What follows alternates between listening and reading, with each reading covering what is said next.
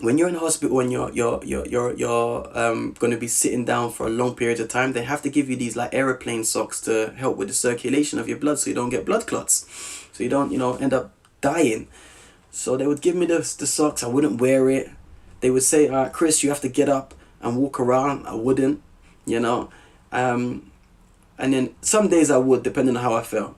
So I would have to literally get the nurse to hold my hand, because your balance goes, and I was walking like this, like an old man. So on one occasion, one nurse said, all right, Mr. Beaumont, you're getting up today, you're going for a walk. And I'm like, all right, cool. So I said, can you get me like a Zimmer frame?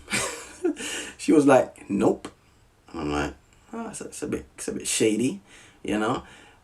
She goes, you're gonna do it by yourself. I said, all right, can you at least hold my hand? She's like, nope. And I'm like, I'm kind of feeling to go back, sit down on my bed right now. Like, help me a little bit. Like, let's meet me halfway.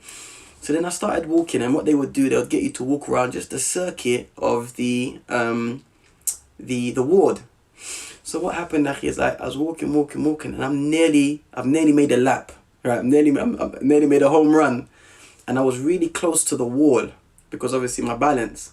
So as I was walking, I lost my balance, and I was leaning on the wall like this. 45 kg at that. Remember, Akhi. Right now I'm about 73, so I'm much. Yeah, I'm That's a healthy weight, Akhi.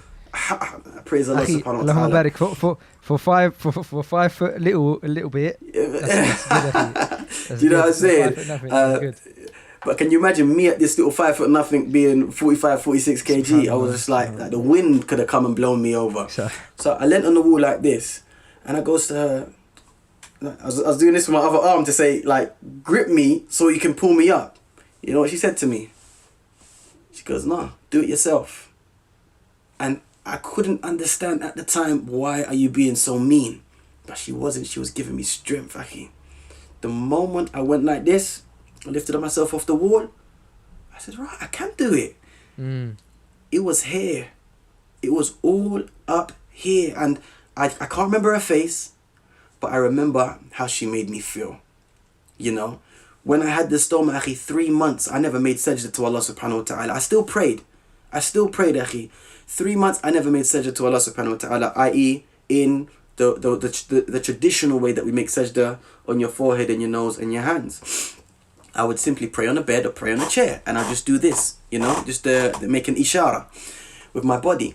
So the first time I went to the masjid, Akhi, Al-Kareem, after this whole episode, and I still had the stoma bag on me, but it's like I'm getting used to when it goes now. When it's active, I kind of know as soon as I eat, then it's active. So if I don't eat anything, then I'm good for a couple of hours.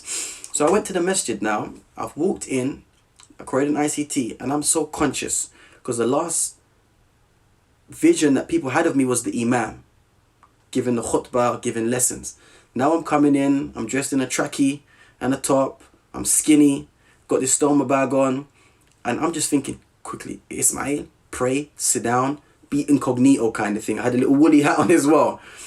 And in that whole, you know, that the mix of all of that, I just found a space to pray. And I said, Allahu Akbar. Wallahi, I kid you not, Akhi. I kid you not. The moment I made the takbir, it's almost as if the shaitan come to me and said, you forgot your chair. You forgot your chair. And I'm like, in my head now, okay, do I break my salah? But if I break my salah, people are going to start saying, what's he doing?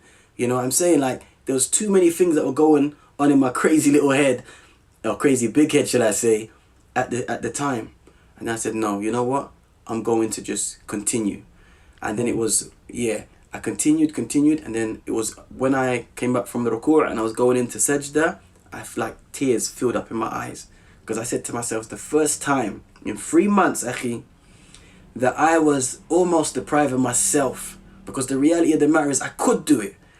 I could do it because I did it. I was just telling myself, because you're sick, because you got the stoma bag, because you've been this and that, you can't do it. And that's a message that I want to get. I really want this to hit home with people, that, you know, don't limit yourself. You know, believe in yourself, and not everything has to be doom and gloom. There could be something beautiful that's waiting on the other side, even if it's not materialistic, Akhi, or in terms of popularity or anything like that. If if a traumatic situation, akhi, or